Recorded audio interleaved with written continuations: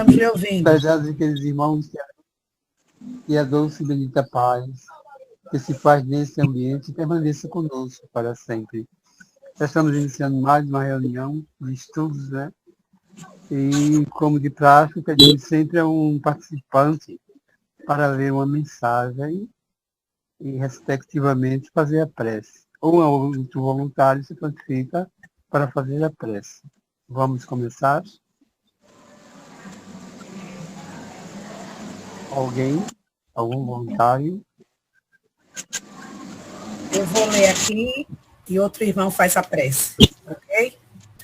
É do livro Caminho, Verdade e Vida, de Chico Xavier, pelo Espírito Emmanuel. É o item 110. Vidas sucessivas. Não te maravilhes de te haver dito, necessário vos é nascer de novo. Jesus está em João capítulo 3, versículo 7. A palavra de Jesus a Nicodemos foi suficientemente clara. Desviá-la para interpretações descabidas pode ser compreensível no sacerdócio organizado, atento às injunções da luta humana, mas nunca nos espíritos amantes da verdade legítima. A reencarnação é lei universal. Sem ela, a existência terrena representaria turbilhão de desordem e injustiça. À luz de seus esclarecimentos, entendemos todos os fenômenos dolorosos do caminho. O homem ainda não percebeu toda a extensão da misericórdia divina nos processos de resgate e reajustamento. Entre os homens, o criminoso é enviado apenas cruéis, seja pela condenação à morte ou aos sofrimentos prolongados. A providência, todavia, corrige, amando. Não encaminha os réus a prisões infectas e úmidas. Determina somente que os compassa de dramas nefastos troquem a vestimenta carnal e voltem ao palco da atividade humana, de modo a se redimirem uns à frente dos outros. Para a sabedoria magnânima, nem sempre o que errou é um celerado, como nem sempre a vítima é pura e sincera. Deus não vê apenas a maldade que surge à superfície do escândalo, conhece o mecanismo sombrio de todas as circunstâncias que provocaram um crime. O algoz integral, como a vida integral, são desconhecidos dos homens. O pai, contudo, identifica as necessidades de seus filhos e reúne-os periodicamente pelos laços de sangue na rede dos compromissos edificantes, a fim de que aprendam a lei do amor entre as dificuldades e as dores do destino, com a bênção do temporário esquecimento. Que assim seja.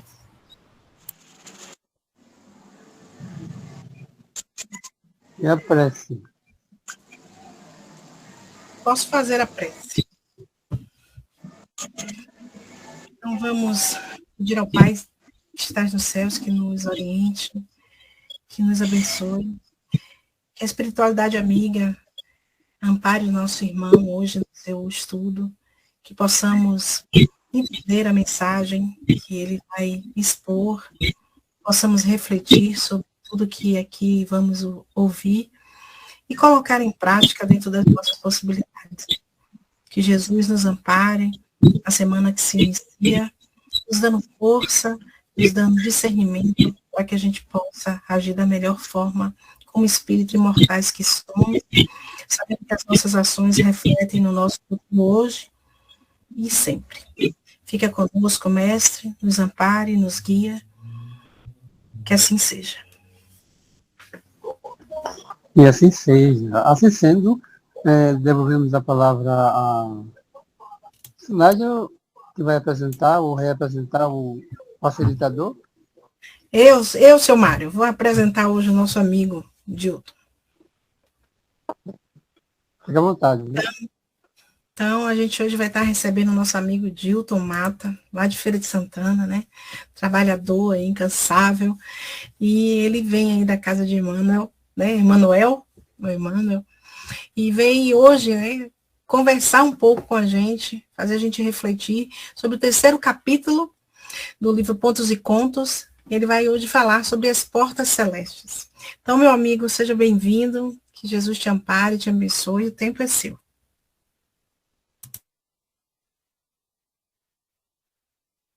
Fechou o áudio, estava aberto. Fechou de novo. Agora. Amados irmãos, muita paz para todos. A minha paz eu vos deixo, a minha paz eu vos dou. Não vou lá dou como o mundo dá. Não se turbe vossos corações. Eu estou convosco até o fim dos séculos. Tendo vindo Jesus às cercanias de Cesareia, de Filipe, eis que ele interroga assim os seus discípulos. Que diz os homens com relação ao Filho do Homem? Que diz os homens, quem sou eu? Eles lhes responderam. Dizem uns que és Elias, outros que João Batista, outros que Jeremias, ou alguns profetas que ressuscitou. E vós, que dizeis dos homens, quem sou eu? Simão Pedro, tomando a palavra, eis que responde. Tu és o Cristo, o Filho do Deus vivo. Bem-aventurado és Simão, filho de Barjonas. Não foi nem a carne, nem o sangue que te revelou estas coisas, mas meu Pai que estás nos céus.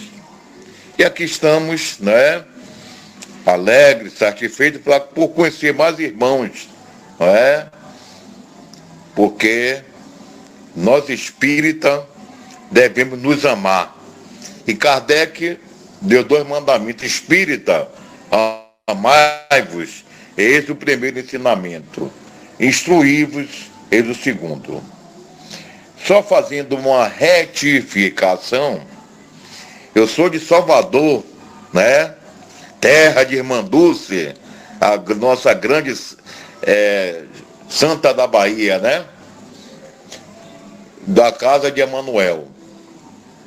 O nosso tema da noite, hoje vamos refletir sobre um momento simbólico descrito por irmão X, que é Humberto de Campos, como sendo as portas celestes. Na visão espírita, meus irmãos, não se trata de um julgamento externo, mas do despertar da alma diante da nossa própria consciência. O nosso juiz é a nossa própria consciência. Quando ensina a doutrina, fora da caridade não há salvação, está lá no Evangelho, segundo o Espiritismo, capítulo 15º, não é? Sem a caridade não há progresso espiritual. Salvação aqui não significa privilégio, mas libertação íntima.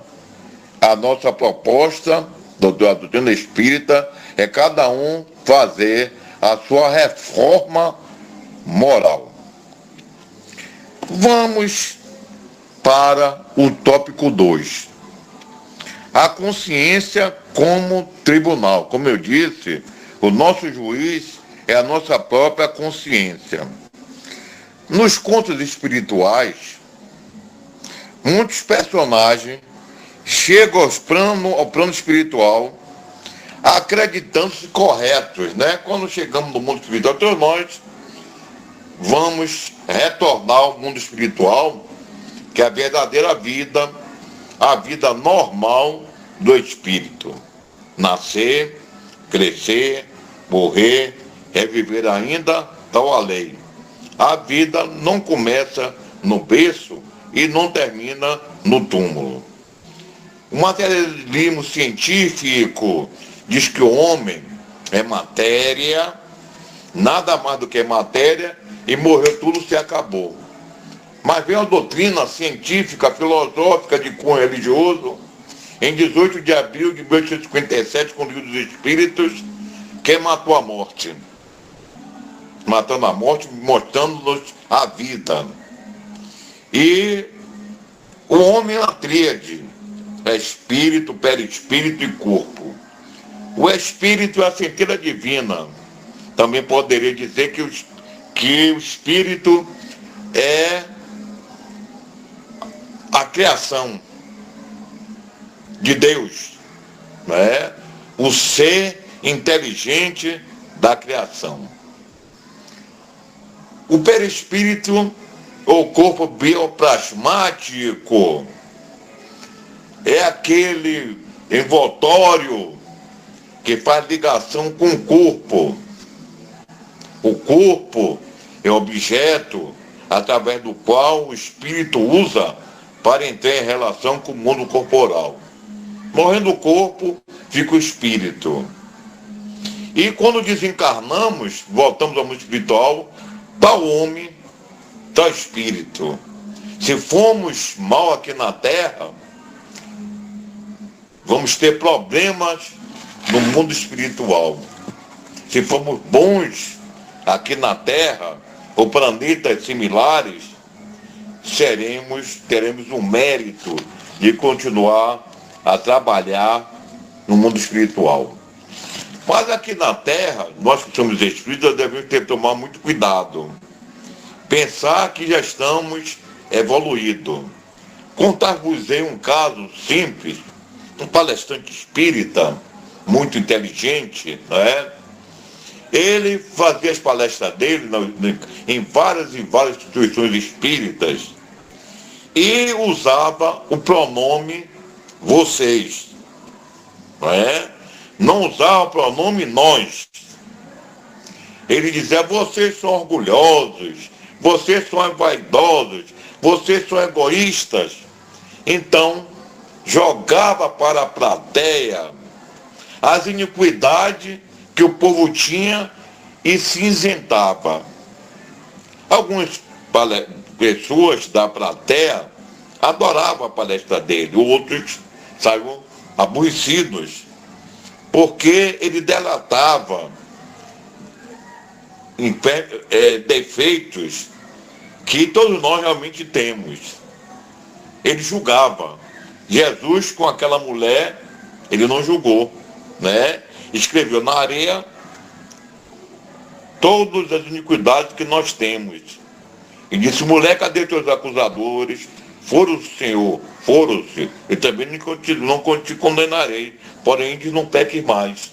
Mas esse o palestrante, voltando ao palestrante, ele fazia isso, não é? Delatava as iniquidades que no dia a dia nós temos na nossa jornada. Quando chegou no mundo espiritual, ele já estava consciente que havia desencarnado. E esperava, já no mundo espiritual, ele ser diretor de algum trabalho no mundo espiritual.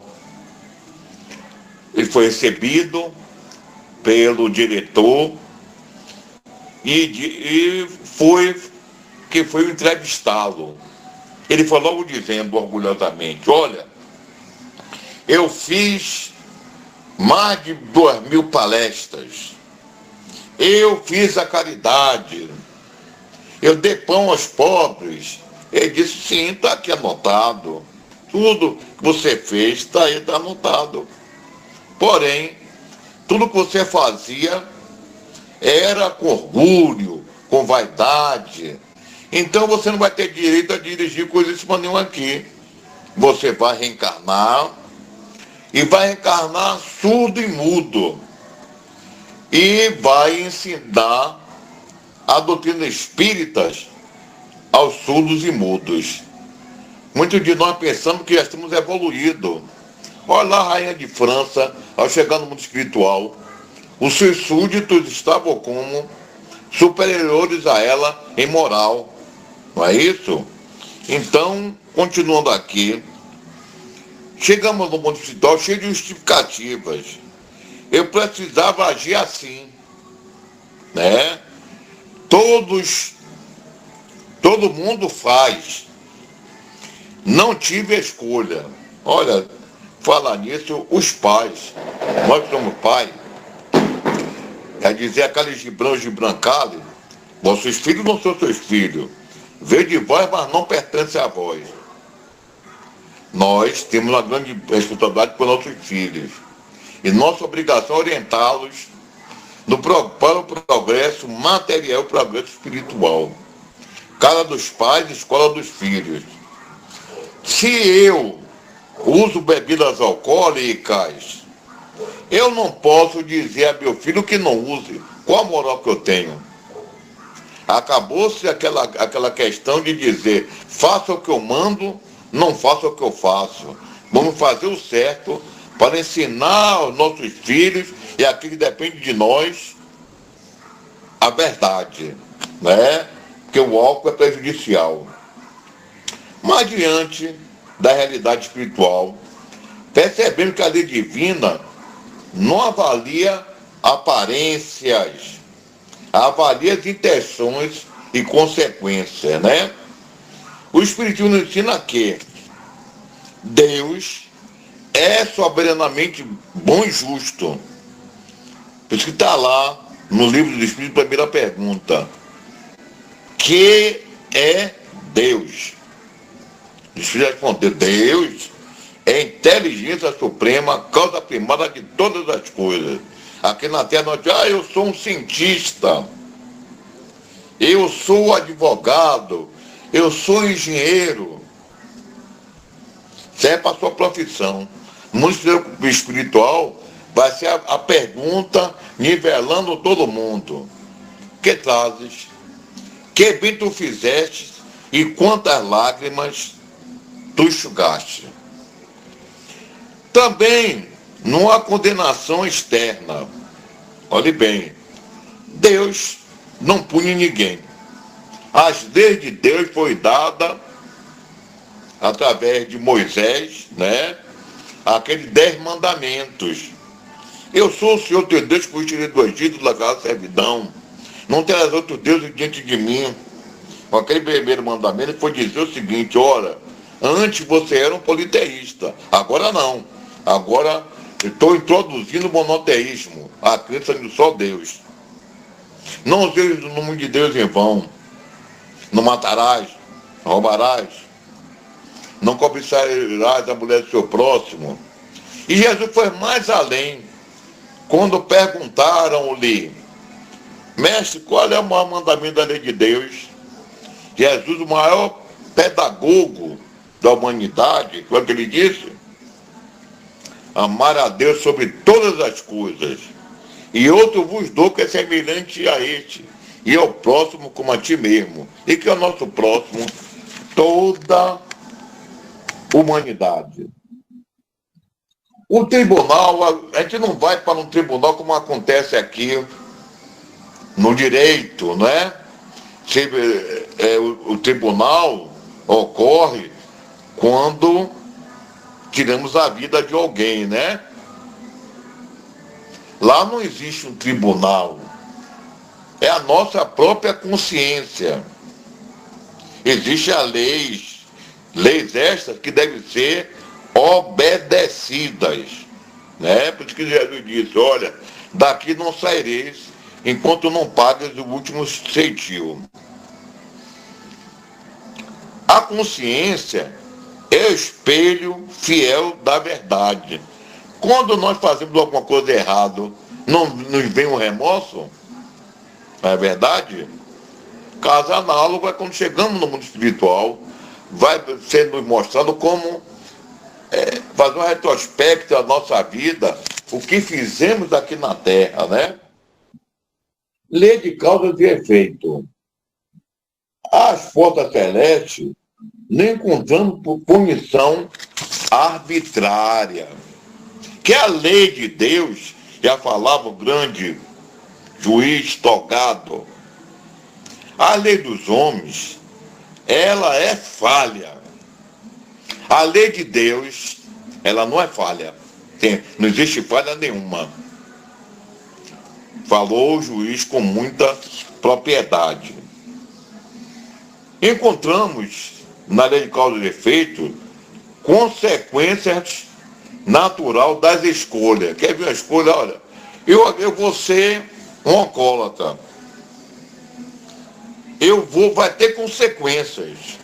Que esse corpo é um objeto através do qual o espírito usa para entrar em relação com o mundo corporal.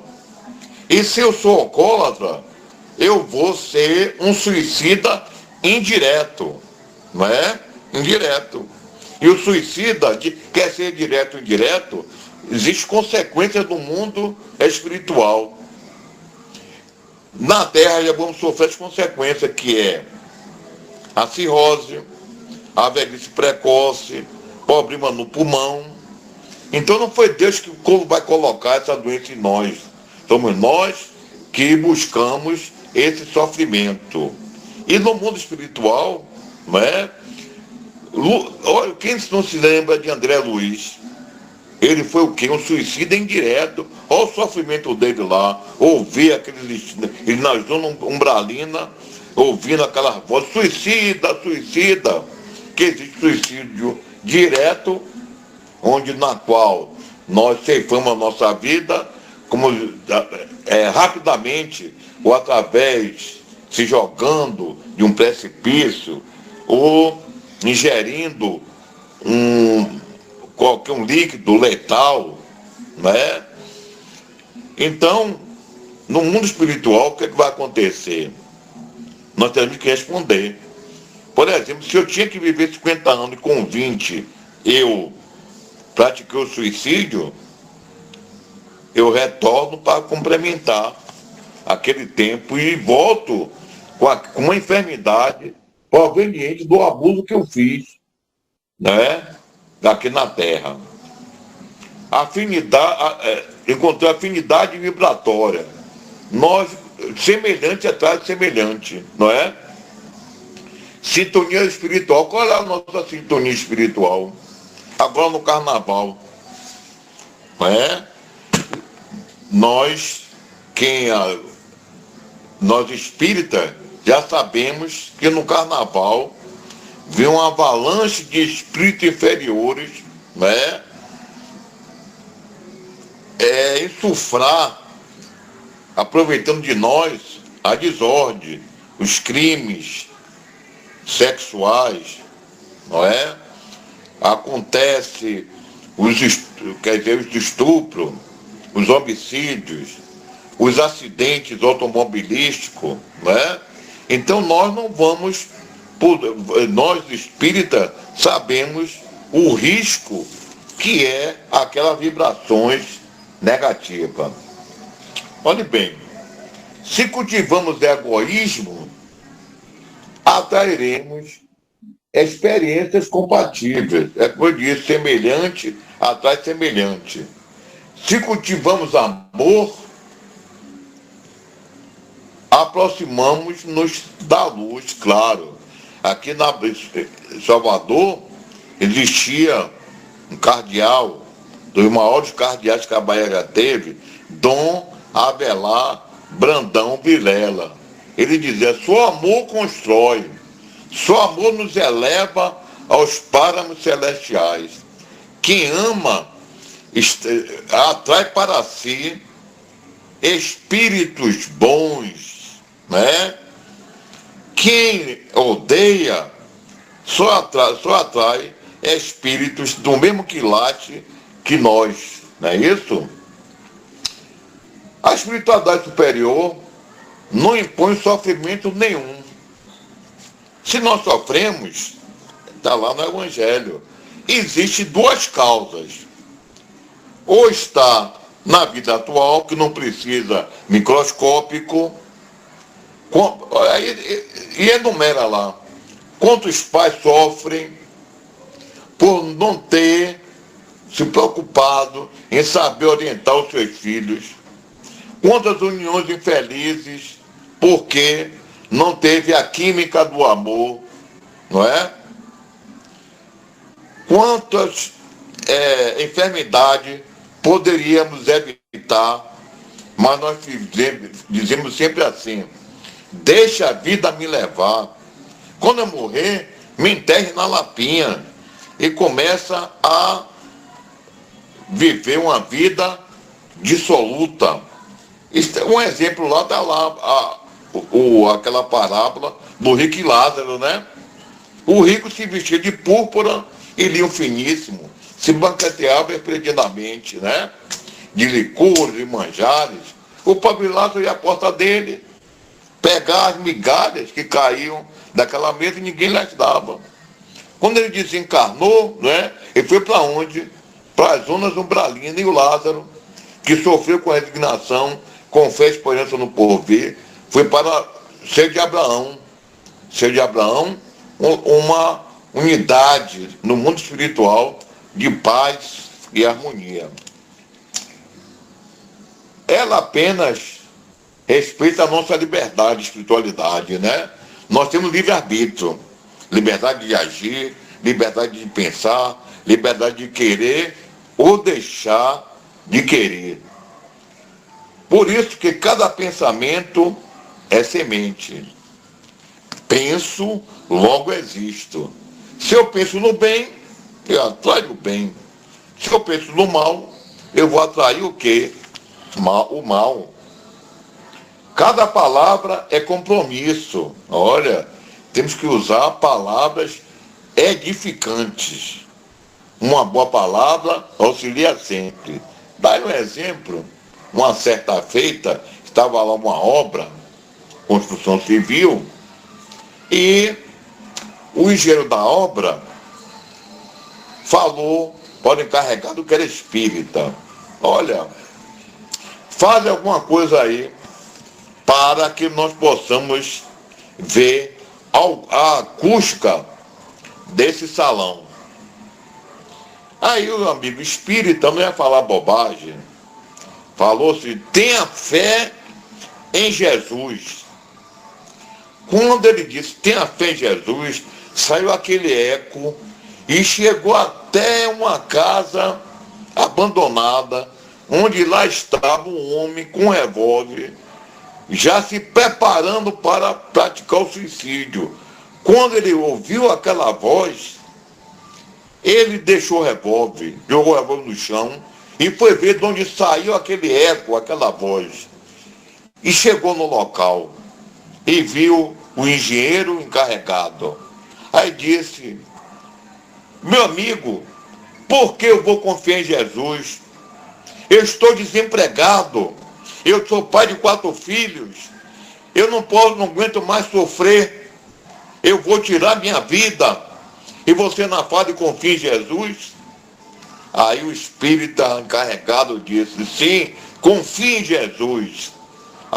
Daí o engenheiro da obra disse: venha trabalhar amanhã. Olhe bem, se o encarregado espírita fala uma pornofonia e ajudar alguém, não, de maneira nenhuma. Engano da vida espiritual. Em certos centros espíritas, esse ponto é fundamental. Não basta conhecer a doutrina, é preciso vivê-la. Olha, por isso que Jesus disse: hipócritas, bem profetizou de ti Isaías, esse povo honra-me com os lábios e seu coração está longe de mim. O espírita é cobrado, sabe disso? Dizer que é espírita é muita responsabilidade. Lembra desse instante do caso hilariante? Uma certa feita eu estava no ônibus aqui em Salvador e estava tendo muitos assaltos no ônibus, né? Aí o cidadão, lá no fundo do ônibus, disse: olha, eu sou espírita, convicto, não tenho medo da morte, mas se um meliante for me assaltar, eu vou pular no pescoço dele, vou garguelar ele até matar. Aí um cidadão que era católico, lá que estava lá na frente, disse: que espírito é esse?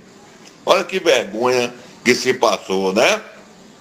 Que nós somos totalmente testados. Tinha um palestrante dos jovens espíritas que falavam muito bem sobre a caridade. E todos aplaudiam. Falavam muito bem, com desenvoltura. Aí o mentor espiritual resolveu testar como ele estava na caridade. Se ele praticava a mesma caridade dentro da sua integralidade. Aí um dia chuvoso, ele terminou a palestra, foi descendo a ladeira, aí foi subindo uma senhora, com frio, toda molhada, e disse: boa noite, meus filhos. Eu estou vivo na rua. Eu gostaria que você me desse um abrigo. O casado disse: olha, se eu levar essa velha para minha casa, minha esposa vai até dizer que ela é alguma coisa minha. O outro disse: olha, eu moro numa avenida, e se eu levar essa velha para casa, no outro dia o pessoal vai dizer que era casa meu. Pronto. Aí colocou a mão no bolso. Tem dinheiro? Tenho. Resolveram colocar essa senhora em um hotel. E levou já mais de 23h30, mais ou menos. Para no outro dia ele ia retornar para ver o que fazia com essa velha, se levar para um abrigo, onde colocá-la. Olha que surpresa. No outro dia, ao chegar lá, falou no atendimento sobre a velha. Ele disse: não, eu trouxe ontem com a senhora para se hospedar. Senhora para se hospedar aqui? Não. Eu tenho aqui anotado todas as pessoas que estão aqui hospedadas. Essa senhora nunca apareceu aqui. O senhor deve estar louco. Não. Aí pronto, eles foram embora. Quando foi à noite, dava a palestra deles. Falaram muito bem. Quando terminou, o irmão, mentor espiritual, perguntou: meus irmãos, como estão vocês na caridade? Meu irmão, vou bem, fazendo aí a caridade. Você não está bem não, meu irmão. Eu me materializei de uma senhora, entendeu? E vocês, um disse que a esposa ia ciumar, o outro disse que o vizinho ia falar. Então você me colocaram aonde? Em um hotel, não é? Estude mais e põe em prática, não é? Por isso que tem aqui no livro, está dizendo que é preciso vivê-la, pôr em prática. Falavam em caridade, mas eram orgulhosos. Olha, quer ver uma coisa? No centro espírita, nós palestrantes não somos melhores do que ninguém. Sabe o que é que nós falamos? Para tomar vergonha na cara e pôr em prática. É isso. De pôr em prática. Não sou melhor não. Palmas! Temos vários palestrantes que gostam de palmas. Palma para Jesus. É o único que merece palma. Nós não merecemos palma nenhuma. Agora, num evento, não é?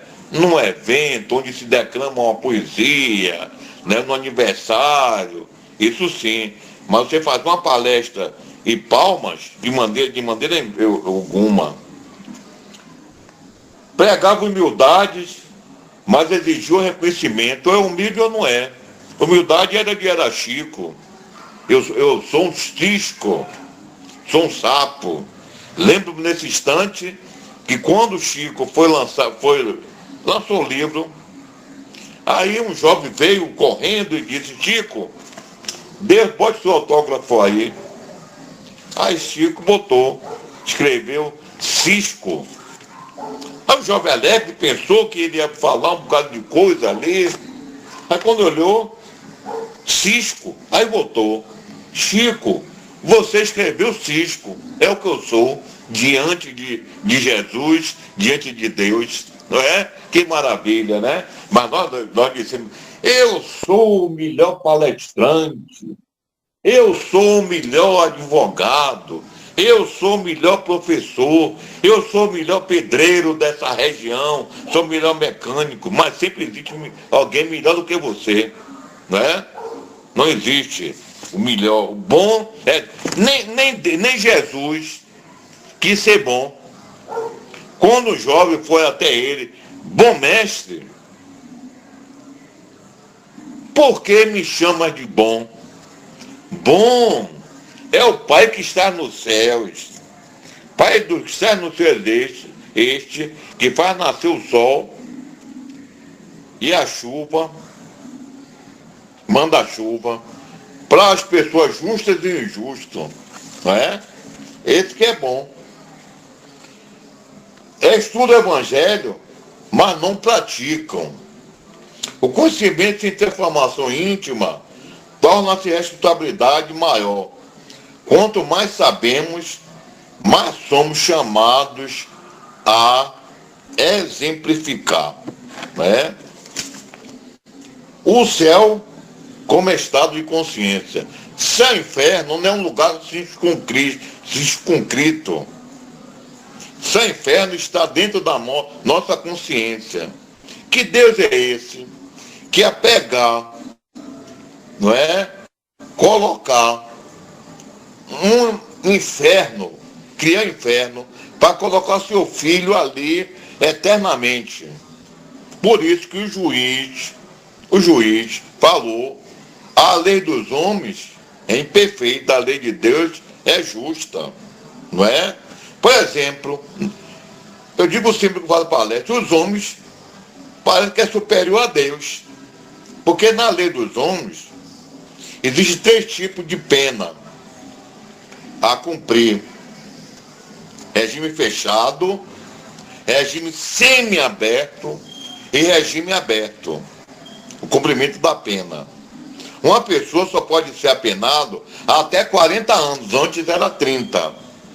Você pode cometer vários crimes. Roubo, 12 anos. Furto, 20. Homicídio, mais 20, que chega a 200 anos. Mas você vai cumprir 40 anos. Já na lei de Deus, se você, quando está andando na terra, cometeu algum deslize, vai lá para o inferno, ficar eternamente lá, sem ter direito a sair de lá, vai ficar eternamente. Mas a doutrina espírita veio dizer o quê? Que existe a lei de progresso.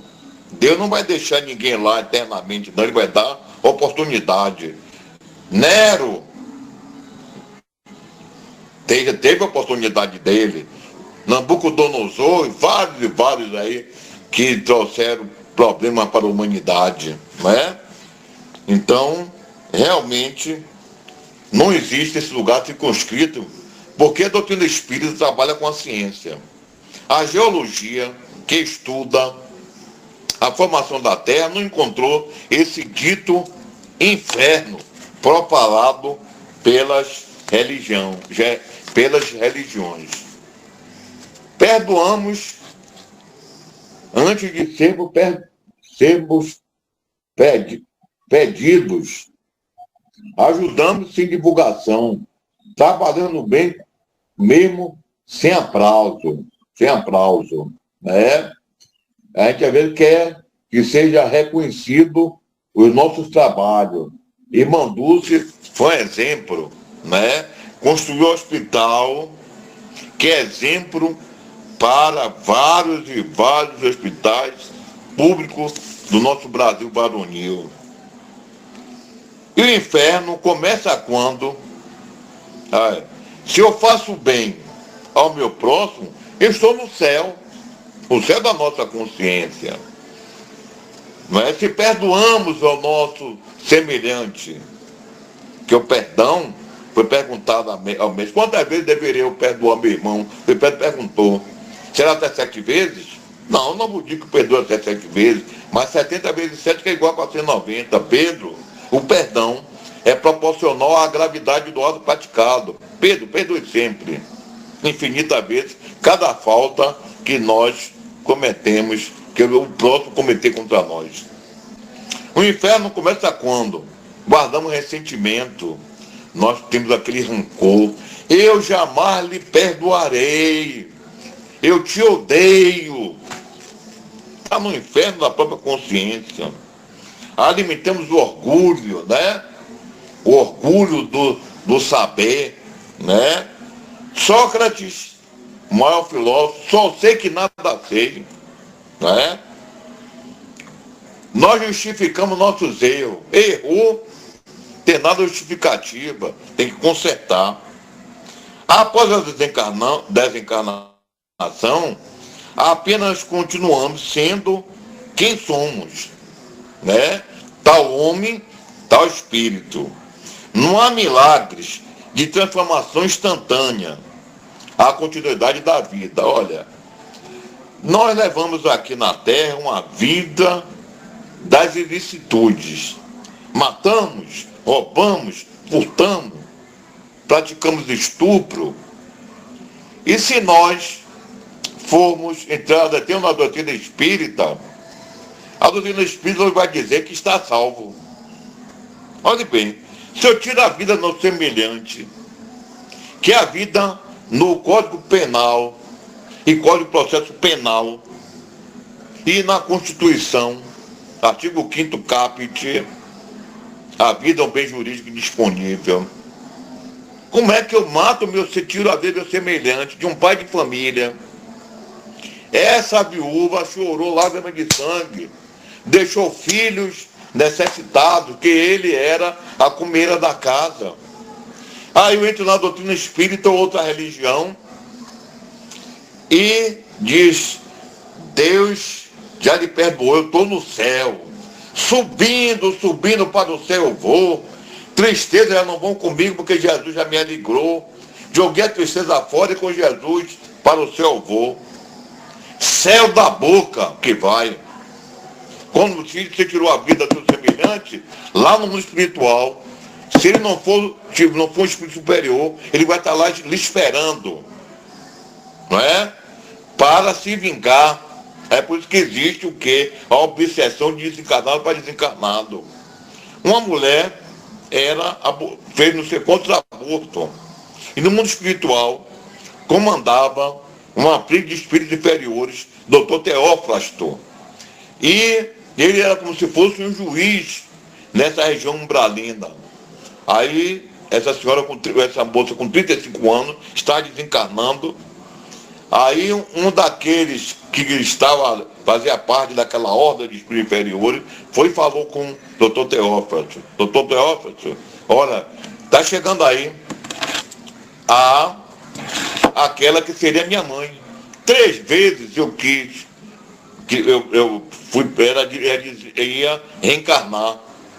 Ela não deixou, ela interrompeu a gravidez.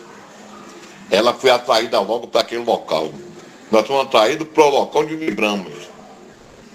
E ela foi julgada, como acontece no tribunal, que tem 7 homens, pessoas do povo, 7 júris, né? 7 jurados, para julgar se a pessoa é condenada ou não. E ela foi julgada. Sabe o que ela foi transformada? O perispírito é um fenômeno chamado licantropia, em uma loba. Ok? Então, nós devemos se preocupar muito com o mundo espiritual. Nós não vamos transformar da noite para o dia. Já dizia Emmanuel, transforme-se, nem que saiba 1 milímetro por dia. Que milímetro? Porque é um submúltiplo do metro. Eu sempre digo. Eu estou aqui no meio, aqui nessa mesa. À minha direita está, depois do metro, centímetro, milímetro. Então, é o submúltiplo do metro. À minha direita, decâmetro, hectômetro, quilômetro. Aí eu digo, por que ele não mandou se formar por quilômetro? Que é muito. Milímetro é melhor, né? É um submúltiplo. Esse espírito é um grande matemático. Entendeu? há continuidade da vida. Nós continuaremos vivos. Ninguém morre, não é? A aplicação prática para o trabalhador espírita. Perguntas importantes para nós que frequentamos a casa espírita. Estou apenas assistindo palestra ou me transformando? Esse é o retrospecto que nós vamos fazer. Minha participação é serviço ou busca de destaque. Olha, na doutrina espírita não existe a hierarquia. Não existe, não. Existe o presidente, vice-presidente, é mais lá para o Código Civil, né? Para resolver a questão de ir para o cartório, ter uma pessoa jurídica. Mas ali o ser partido, ninguém é melhor do que ninguém. Tenham sido instrumento de pacificação quando no grupo espírita houver qualquer problema, deve se reunirem-se e conversarem, colocar, ver onde houve os erros para consertar e não sair debandado. As portas celestes não se abrem por frequências a reuniões. Abre-se pela transformação moral. Não é? Então, a doutrina espírita é uma doutrina libertadora. Ela nos concita ao estudo. A doutrina espírita, ela veio para ficar. Ela tem como meta o homem nos seus diversos níveis sociais e culturais. Nós temos aí o Pentateuco kardeciano para nós estudarmos. O espírita tem que estudar. É por isso que as casas espíritas, ela tem os seus estudos. Aquele que sabe mais, ensina aquele que sabe menos. Essa é a tônica da doutrina espírita, né? Não se achar o melhor detentor da verdade. Quem é o detentor da verdade? Quem é Jesus. Quando ele disse, eu sou o caminho, eu sou a verdade, eu sou a vida, e ninguém irá ao Pai, senão através de mim. Conclusão, a mensagem de irmão X não é de medo. Não. A doutrina espírita não nos faz medo. Ele mostra a verdade. Através de quê? Da reunião mediúnica. Ali que está a parte científica da doutrina. Onde aparecem aqueles espíritos, muitas comunicações de felicidade ou de dor, para mostrar a cada um de nós, se nós não procedermos bem, vamos estar naquela mesma situação que aqueles espíritos nós atendemos e doutrinamos. É lucidez. Não precisamos temer o além. Nós tememos a morte, né? Nós tememos a morte. Tem muitos espíritas que não têm medo da morte, né? E já vi muitos palestrantes falar assim, olha, a morte não existe, mas que ela se esqueça de mim por muitos anos. Então não é espírita, né? Por muitos anos. E todo dia nós morremos. Todos os dias, ao dormir. Alguém vê a hora que pega no sono? Ninguém vê, nós somos arrebatados. E ali é a semi-morte. Ali, vamos dormir, é o quê? Vai haver a liberdade parcial do espírito. Daí nós vamos nos encontrar com quem vibramos. não é? Se somos alcoólatras, vamos lá para os bares. Se somos pessoas levadas, destinadas ao sexo, vamos para aqueles locais. Agora, se fazemos o bem, vamos trabalhar lá no mundo espiritual. Porque cada dia é preparação para o grande encontro com a própria consciência. É feliz, é aquele que pode dizer, errei, mas estou me esforçando. Né? Para encerrar, deixarei uma mensagem. Quando o grande processado ouviu a condenação, eis que o povo esperava aflito o gesto de reação. Não se dizia ele o emissário de Deus? Fala-se que Jesus era o caminho, a verdade, a vida vitoriosa no seio da humanidade. Entretanto, pobre e humilde, em face da multidão, ele era tido à conta de feiticeiro e ladrão. Vencido e dilacerado, o mestre não reagia, suportando a sua cruz pesada na túnica da ironia. Porque o condenado não pediu dos céus incêndios, misérias e escasséus, onde as armas poderosas de Jesus de Nazaré. Quando um aluvião de trevas pairou sobre a terra, eis que desceu um livro brilhando. Era o Evangelho de Jesus. Tremeram dourados olhos.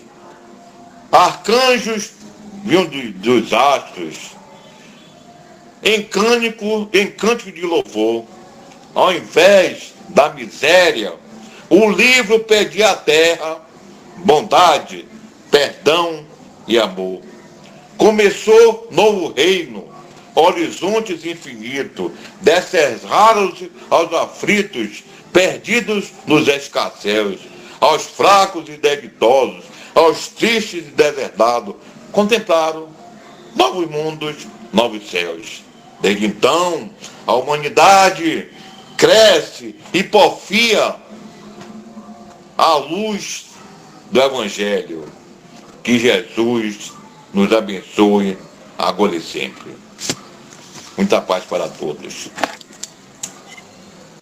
Muita paz, gratidão, seu Dilton, muito bom, né? Que possamos, né, aplicar realmente as lições do Evangelho do Cristo, e como o próprio irmão X diz, né, as portas do céu nos perguntem se amamos Deus acima de tudo, se perdoamos, se ajudamos os inimigos, se colocamos as nossas vontades abaixo das do Pai, e se vivemos realmente a caridade. Gratidão, foi muito bom, de forma muito sucinta e simples.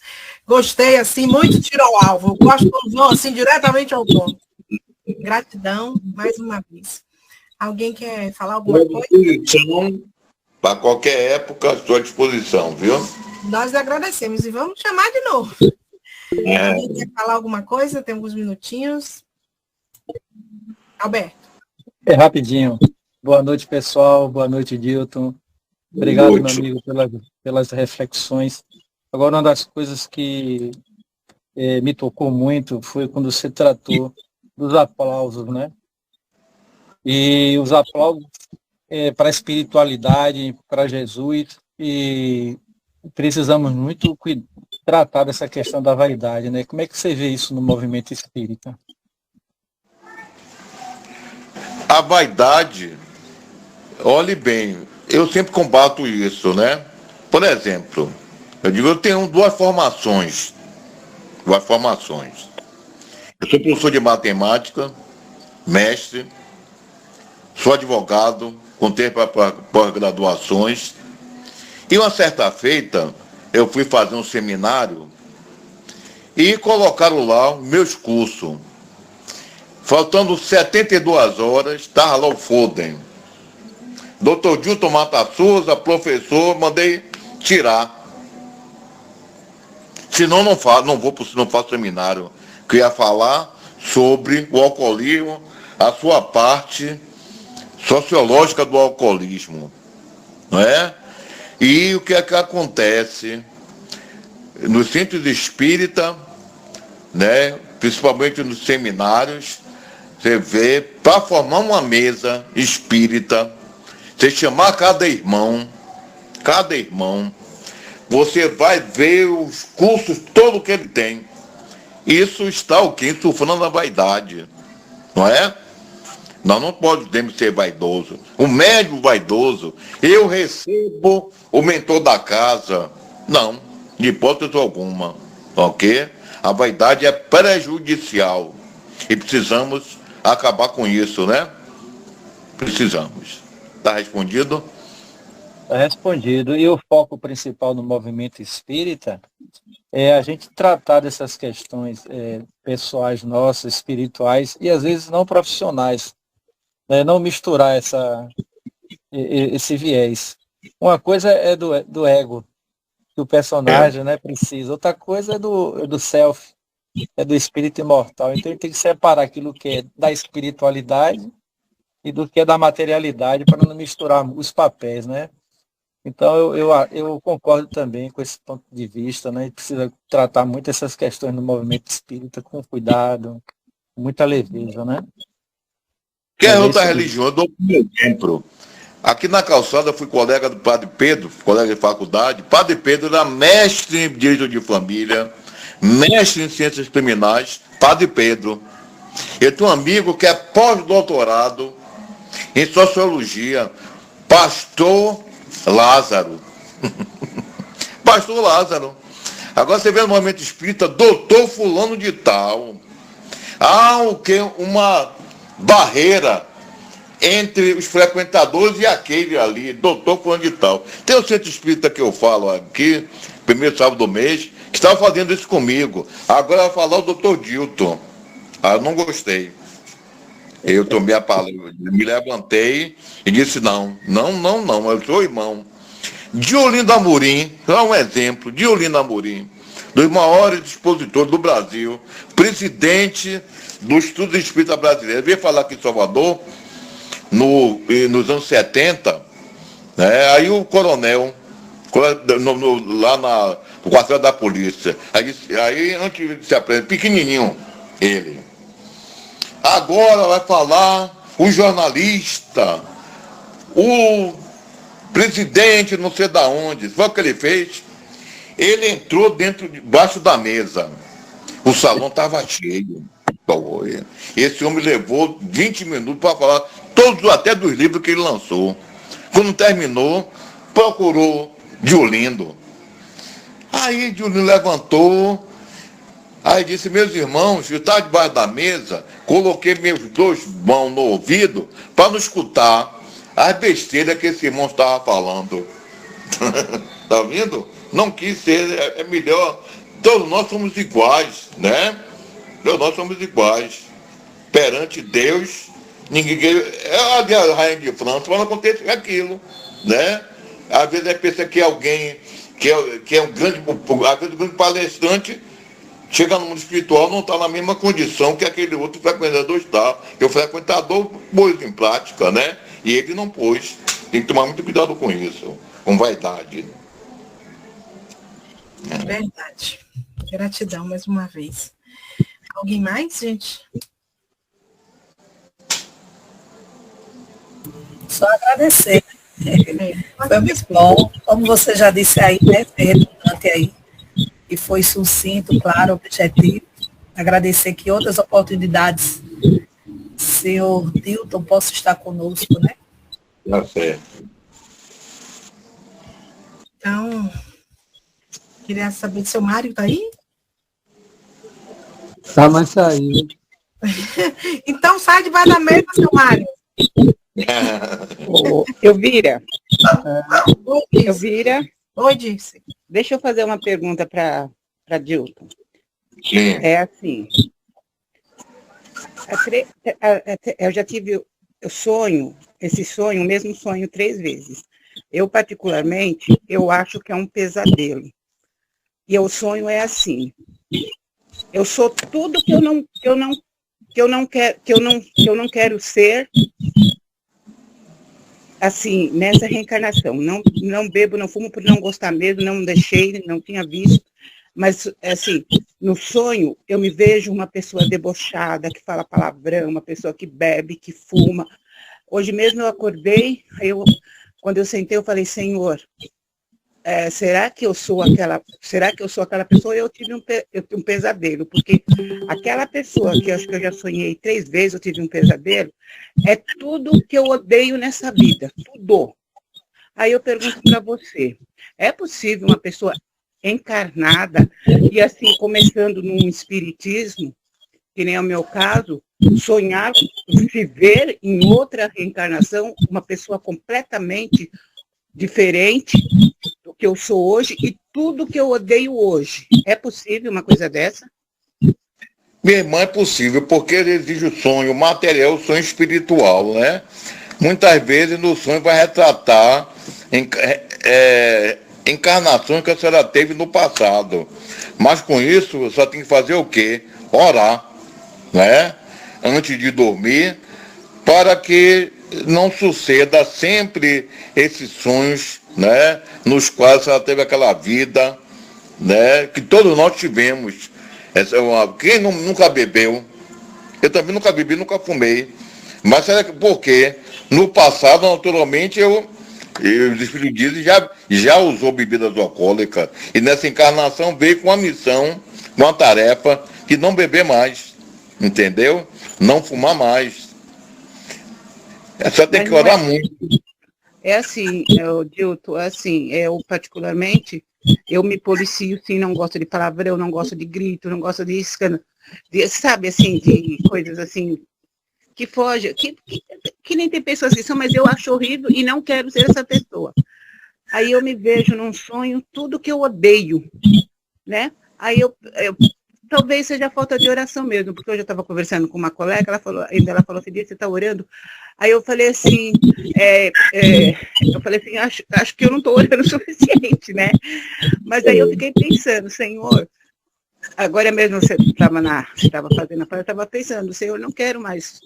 Se eu fui aquela pessoa, passado, hoje eu não sou mais, né?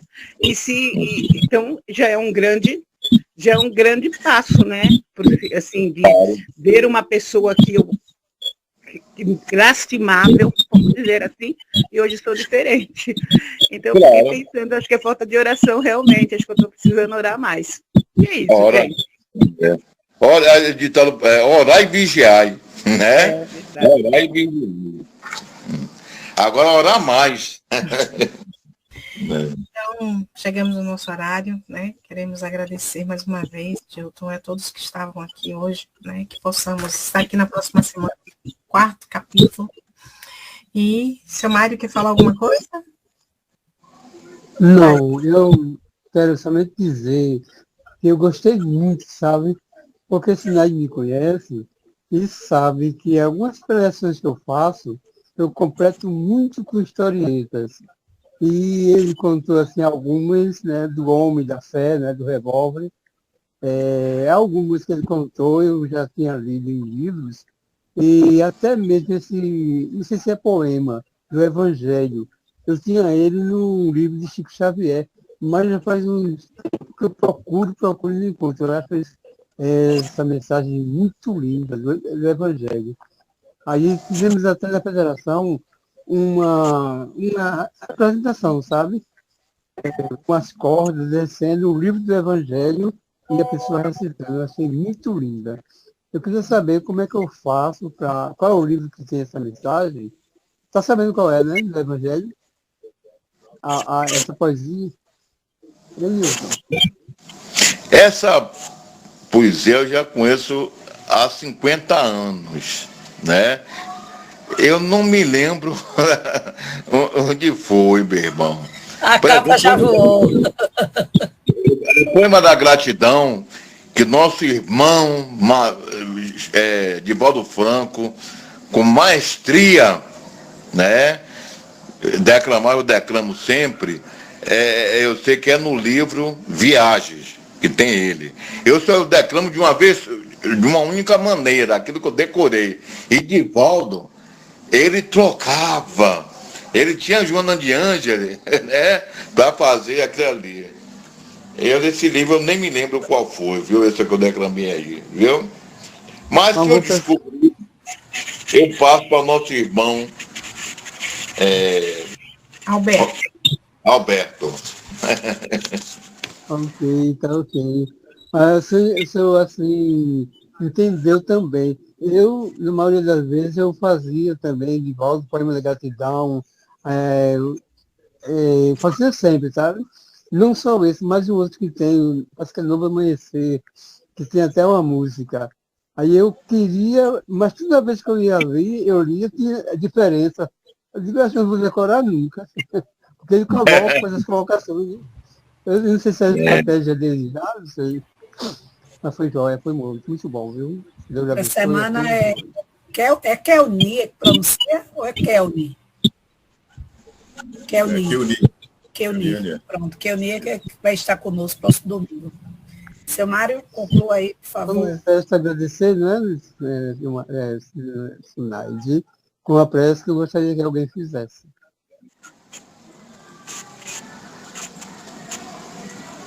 Pode fazer?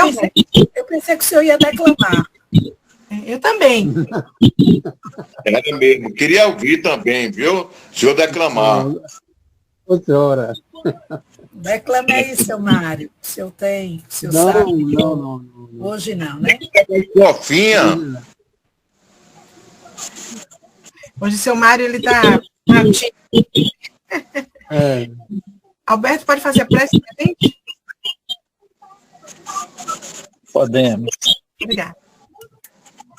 Então, meus irmãos, vamos agradecer primeiro ao nosso Deus maior, nosso Pai, por essa noite maravilhosa, onde nos conectamos mentalmente, mas espiritualmente também, através desse elo divino que une os seres, que é a questão do amor, de acreditar nessa força interior que nós temos, de respeitar o próximo, de olhar a ele com um olhar de carinho, de respeito, seja quem for, sem medir, sem julgar, sem condenar, porque esse é o princípio da lei do amor, de justiça e caridade. Então, a partir dessa noite, desse estudo, que nós possamos sentir o outro nessa perspectiva crística que o nosso mestre nos trouxe. E agradecer por essa noite, por esse estudo, por essas reflexões. Muito obrigado, Mestre Jesus. Abençoa, ilumina e protege a nossa amiga Joelina, que desencarnou recentemente, que ela receba da espiritualidade o amparo e o acolhimento no plano espiritual, que ela seja bem recebida, que ela receba todos nós que estamos aqui nesse instante, esses eflúvios, essa energia de gratidão por tudo que ela fez no movimento espírita, nos momentos que ela esteve conosco, também trazendo estudos, reflexões. E que ela seja amparada e conduzida a um local de equilíbrio e paz. Muito obrigado, Senhor. Que assim seja. E assim seja, em nome de Deus, Pai Todo-Poderoso, em nome de Jesus e em nome de Maria. Consideramos finalizados o trabalho dessa noite, desejando a todos muita paz e muito trabalho pela frente, viu? Que Deus abençoe a todos. Assim seja.